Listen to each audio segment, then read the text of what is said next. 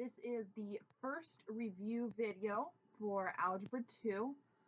Before I dive right in, I just want to congratulate you. You made it through the first chapter, even though it was a review from Algebra 1, hopefully.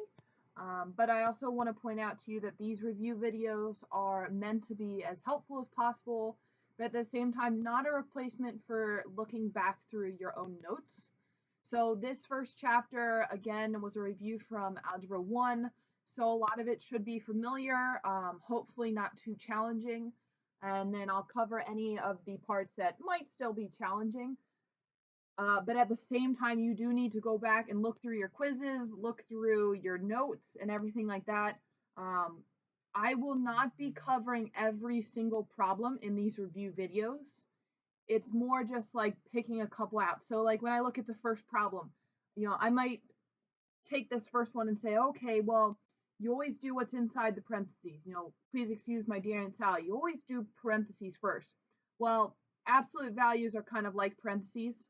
So if you wanted to rewrite this as 6 minus 11, well, what is 6 minus 11? It's the absolute value of negative 5. And then, of course, absolute value, meaning it's now become 5. So what do you really have? You have negative 3 times 5, and then I would let you finish that problem. Now, again, that's a really easy example, but I just want to point out to you that in these review videos, I might not always solve the problem all the way through. Sometimes I'm just going to set you up and expect that you go through the rest of the problem on your own. The first one, again, do absolute values for yourself, but skipping that problem.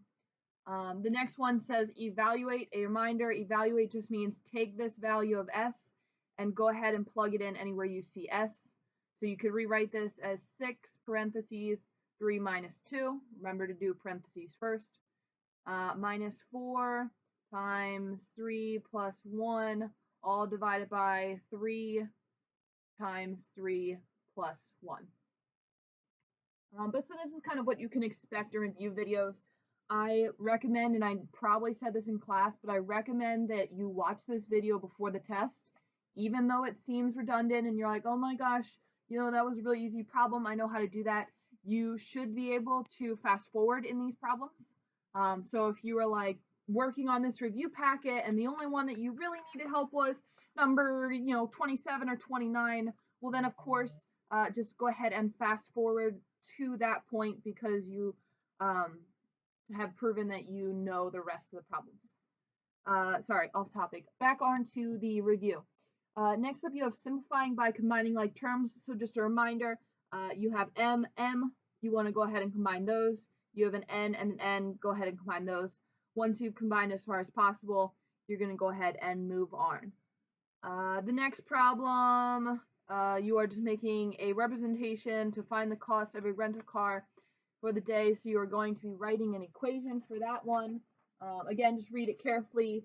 And well, actually the equation is given to you up here. So you're not actually writing the equation, but instead you are evaluating given that you're using 50 miles. The next ones are solving equations. This was a big portion of Algebra 1. I also teach Algebra 1, so I know that you learned this in Algebra 1. In any case, when you are trying to solve a problem given one variable, remember to try to get that variable completely by itself. Or let's say in the case of number 10, you have a W and a W, but there aren't opposite sides of that equal sign. Some of you might have learned how to do the pipe way back in Algebra 1, in which case if you want to move this 3 over to the other side, you would have to do the opposite of it, which is subtract 3. And that means on this side, they go away. This side, you're left with a W minus 17 equals a negative 11. And then to get rid of the 17, you would just add it to the other side. Some problems will get more complicated, like 15. You're going to have to distribute first. On this side, you will have to combine like terms. Then you're going to have to get it all on one side. But again, make it as detailed as possible. Don't try to skip any steps in your head. That's usually where people lose points on the tests or quizzes and so forth. Going on to the next page of the review packet, the first one's up top says solve each equation for x, state any restrictions on these variables. In this case, you aren't given numbers like you are on the front side. These ones, you are mostly variables. So if you look at this first one, you're trying to solve for x, you're like, hold on, there's a t and a u in this one. So they both have the variable x. It's like saying, 4x minus 2x. We could combine that because 4 and 2 are in the same category. They're both real numbers. But t and u are letters and therefore can't be combined. So instead what you're going to want to do is factor out that x, pull it out. So in using kind of reverse distribution, if I went ahead and distributed it right now, it'd get me right back to where I started. So I haven't really changed the value. It's like saying I have the number 4 and rewriting it as 2 plus 2. I haven't changed the value. Nothing has really happened. I just kind of went in reverse. Then at this point, you want to get x by itself. So it's x times this whole piece. So how would you get rid of something that's being multiplied? You divide it by that number. Divide both sides by the t minus u. On this side, the t minus u are going to cancel out, leaving you with just x. And then on the other side, you're going to get a 3t divided by t minus u. Now, I remind you that I understand that there's a t on the top and there's a t on the bottom. But according to the rules of math, if you have addition or subtraction, they will always remain connected. So if I have multiplication or division, then I can break things up. I can turn this into a 3 over t minus u and times t over t minus u. Actually, that will not work with multiplication. But you can see my point is that through multiplication, you are allowed to split these up. But with subtraction and addition, these are one piece. So just kind of keep that in mind with any of these. So if you're looking at the next one, this top piece is all one thing. So you can't touch this top piece until you get rid of the bottom. You would want to go ahead and subtract 3 on both sides. Hopefully that would be your instinct. You would get x minus 3 over 6 equals a minus 3. Again, that top piece is being connected through subtraction and addition. Subtraction or addition. In this case, it's subtraction. So to get to that x, I'm going to have to get rid of the 6 first. Opposite of divide is multiply. You have x minus 3. You, of course, would want to distribute that, but for the purpose of time, I'm just going to leave it like that. Now that you have the x minus 3, it's all by itself. Now you can go ahead and feel comfortable adding 3 to the other side. So just kind of keep that in mind with addition and subtraction. They are a pair the whole time until they're completely by themselves. If it's multiplication or addition, then you can go ahead and divide or multiply accordingly. Now these problems I'll tell you right now are some of the most missed problems on the test. So please pay attention if you don't feel comfortable with this, or maybe you've gandered at this and you're like, oh, this is easy. But when you get down to the grind of it, odds are this might be the problem that you forget on your test. So let's get this one done. So this one, you are trying to solve for a given variable. It's kind of like what we did up here where it said solve for x, except this time you're not actually solving for x. If you notice, there isn't even an x in this problem, or there's no x in this problem. So they have to tell you which variable they want. They want the R2. So when you're looking at this problem, some people are like, oh, my instinct says, hey, let's go ahead and distribute. That's going to give me 1/2 R1 plus 1/2 R2. This is perfectly fine. Kind of the longer way around things. So I'm going to go ahead and finish the problem like this, since it's going to be, for most of you, your instinct. So at this point, again, you're trying to get this piece here by itself, the R2 by itself. So I'm going to have to bring this piece over by subtracting a 1/2 R1, R on both sides. Keep in mind that the large R, the little R1, and the little R2 are different variables. I understand that it can be kind of confusing, but that's just how the problem is done. You can get big R minus 1/2 R1 equals 1/2 R2. So how do you get rid of the 1/2? Good question. You can either say, okay, let's multiply it by its reciprocal. That's going to be 2 over 1, because 1/2 times 2 just gives me 1 and it goes away. If you think, oh, well, these are being multiplied together, let's go ahead and divide by a 0.5. Dividing by a 0.5, so if I have 2 divided by 0.5, that's the exact same thing as saying 2 times 2, 4. If you don't believe that, you can go ahead and check that in your calculator. 2 divided by 0.5 will just give you 4. So just kind of keep that in mind. That's another viable option. So when I go ahead and I'm going to multiply both sides by the 1/2, over here, this is finally going to get r squared by itself. Yay, that's what we were trying to do. Over here, if you go ahead and distribute, that's going to be 1/2 r minus, and then keep in mind that you're going to have this 1/2 times 1/2 giving you 1/4 r minus 1. Now there's a lot of fractions in here. This is really just one way of solving it. When you're looking at this problem, there is another viable option. So actually, before I move on to the next viable option, I apologize. You might have been wondering, over here I multiplied it by 2, and I see this now that I multiplied it by 1/2. When you multiply this side by 2, you should multiply that side by 2 as well. My apologies. So what that's going to turn it into is you're going to have 2r minus r1 equals r2. Okay, so again, be careful with things like that. You can see sometimes I get scatterbrained. The other viable option that I spoke of earlier is a little bit quicker and, in my opinion, a less confusing. You kind of avoid mistakes like this. Again, I don't usually do it that way. That's why there's a little bit of confusion there. But the other viable option is to right off the bat say, here's two pieces. You have this piece and this piece. This piece here is being connected by addition or subtraction, so I can't really separate them right now. I could distribute the 1/2, but that's what we did the first time. So let's look at this. This is currently multiplication, so I could get rid of this 1/2. Let's, expand over here.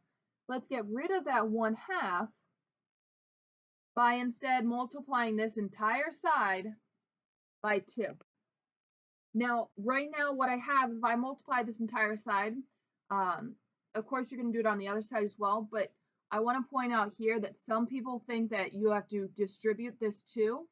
But right now, all you really have is 3 pieces being multiplied together. It's like saying that I have 2 times 3 times 4. I have 3 different pieces being multiplied together. Regardless of this being addition, these 3 pieces are being multiplied together. So does it make a difference when I look down here if I make this 2 times 4 times 3? No, order doesn't really matter. They're all going to get multiplied in the end. So if I go ahead and say what's 1/2 times 2, that's just going to give me 1. Well, I don't really need to ever really write 1 unless it's my answer. So I'm just going to, have R1 plus R2. That's all that's really left on that side because, again, that 1 doesn't really do anything. And then on the other side, I have 2R. Then I now just have addition. The addition is finally by itself, similar to like what I said up here. If you can get it by itself, you're going to be golden. Then you can go ahead and, add 3. Over here, I finally have it by itself.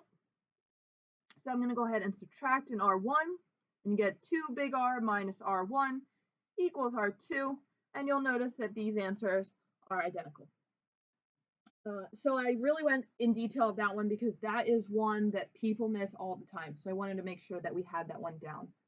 Spent a lot of time on that one. So going ahead and moving on to some other ones. I'll try to pick up the pace. I like to keep them under like 20 minutes, so I'm getting there. Length of a rectangle. This one, again, sometimes it's helpful to actually draw the rectangle and say that the length of it is 5 centimeters greater than the width. So if I say here's the width, my length is going to be 5 centimeters greater than the width. Then they're talking about perimeter. So please remember the perimeter formula is just P equals length plus width plus width, or as some of you may have found out, 2L plus 2W. Keep in mind that the area formula is just length times width. That's not what we're using here. Keep that in mind. The next one, 2 buses. Again, sometimes it's helpful drawing pictures. Otherwise, hopefully you can handle that one. 2 buses laid down at the same time traveling opposite directions. One bus travels 58 miles, the other 52 miles. So what this is kind of asking you to saying is that they're both traveling separate miles. So one's going 58 this way, one's going 52 this way, and no matter what, the distance between them is going to end up being 363, so that's your total. And this one is miles per hour. So when you're calculating miles per hour, what you're really saying is, I'm going 58 miles for every hour. Okay. The other car is going 52 miles for the same amount of time. So if I plug in 1 hour, this car is going to have gone 58. This car is going to have gone 52. Now, I want the distance between them. So they are heading in opposite directions. So even if I said, hey, after 1 hour, how far has he traveled?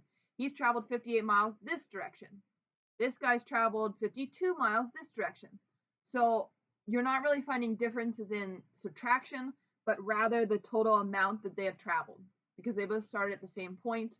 And then you're going to go ahead and solve this accordingly. Moving on to the next page, these ones are solving inequalities. So what this one is asking you to do is, again, solve for m.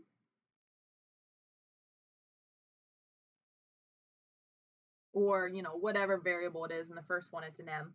So if I solve this for m, I'm going to get 3m is greater than or equal to, remember we subtracted 7 on both sides, that gives me -3. Divide by 3, that's going to give me -1. That's what I'm graphing. Remember that if it's greater than or equal to, you're going to have a closed circle. If it's not equal to, you're going to have an open circle. And then the arrow goes in the direction of this arrow here.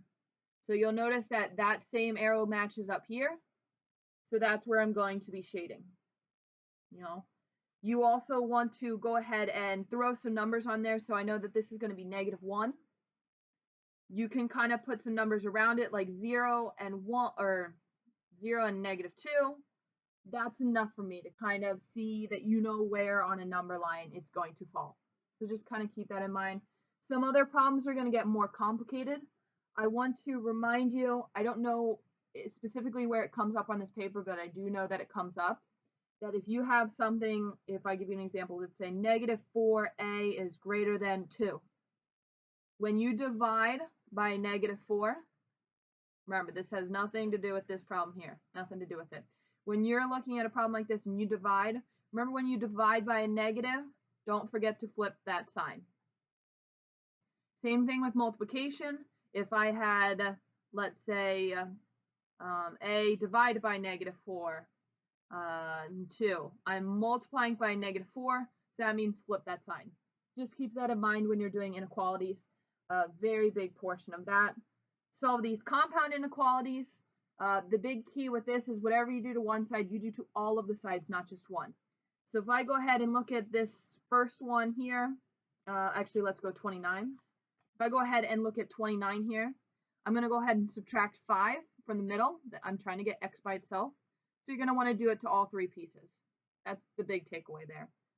Even if it has a word in between, ors are a little bit different. Ors mean focus on one problem at a time. Do this problem first, do this problem first.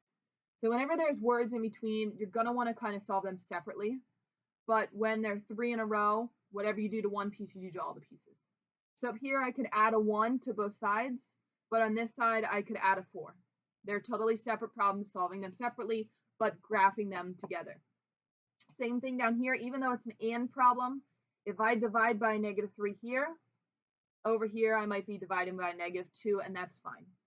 But anytime they're together, you got to do them all together. And on to the last page of the review, solving each equation. So these are the ones where you have to account for 2 different things. So absolute values always tell you this. If I say, hey, let's say that I have a number x, right? Well, if I'm looking for this number, bad example, let's start over. Let's say that I'm given the number 5. And then over here I say, what's the absolute value of a number that gives you 5? Half of the class is going to raise their hand and say, well, obviously it's 5. True, that's a true statement. Some inquisitive kids will be like, well, it could be -5 because the absolute value of -5 is also 5. So in this specific example, x could actually be 5 or -5. We don't know. They didn't specify. All they said is the absolute value of x equals 5. So when I'm looking over here at any of these absolute value problems, including the inequalities down here, you have to account for two possible situations. This absolute value, when they're asking you for it, they're not actually saying, hey, this absolute value equals 5. They're asking you to solve what's inside here. So let's say that I go ahead and set this up. I'm saying 2x plus 3 equals 5. When I get that 5 and I plug it back into the absolute value, it will tell me it's 5. True. If I have 2x plus 3 and I get -5, when I plug that back into my absolute value, the absolute value of -5 is still going to give me 5. So both of these statements are true. Again, I'm not looking for solving this piece here. I am looking for what can the value inside the absolute value be, and then it's going to be plugged back in. So when I even went down here, when I'm looking at these inequalities, I'm going to have 3x plus 2 equals 5.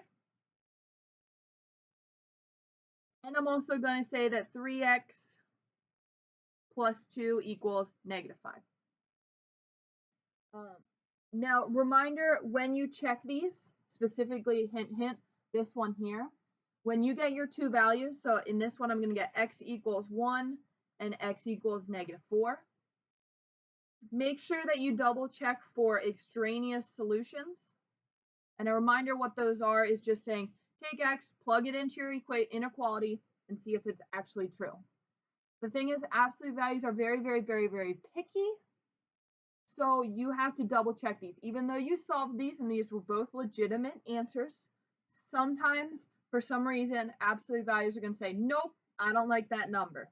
So just always check for extraneous solutions. It's as simple as just saying, plug this back in. That's going to give me 2 plus 3 gives me 5. Absolute value of 5 is 5. Check. Done. See how easy that was? Now, when I come down here to here, the only difference with absolute value inequalities are you do have to account for, we talked about this in class, the ands and the ors. When is it going to be an and when is it going to be an or? So usually ands are when you have two number lines kind of going like this and you're saying, where do they overlap? Ors don't really care. It's just looking for the full graph. So ands were the less than, so less than. I always say it weird so you can hear the and, less than, or great or. So it's kind of greater than. So you kind of hear those less thans, great or thens. So this one's a less than, so it's going to be an and. So when I set this up, a reminder that when we did these ones up here, these were equal signs. So it's as simple as setting it 5 and -5. When you get into inequalities, your first one is going to match your original graph. And your second one is going to go opposite of it. You're going to have to flip it. That's the only difference with inequalities. Now, and ones, you could rewrite it like this. Some people choose to rewrite it like this. So it's going to be less than or equal to 5, and then greater than, see, greater than, or equal to -5. So these ones, since they're ands, you can kind of write them together and then solve them like the previous page where we said whatever you do to one side, you do to all. This one's an or problem. I notice how I always label it. I come right out and say and or right off the bat. Before you start solving anything, you have to decide that. Since this is or, what you're going to do is set these problems up. First one exactly as is, and then this one's going to be or going the opposite direction. So I flip the sign, and then you'd have 29. Now, when you're solving a problem like this, there is a simpler way. Some people choose to do it, would be to get that absolute value by itself first. So that would be subtracting. So you get 5, 3x minus 7 is greater than 25. I subtracted the 4. Then I could divide both sides by 5. 3x minus 7 is greater than 5. Then you could set up, it's still an OR problem. Then you could set it up as 3x minus 7 is greater than 5.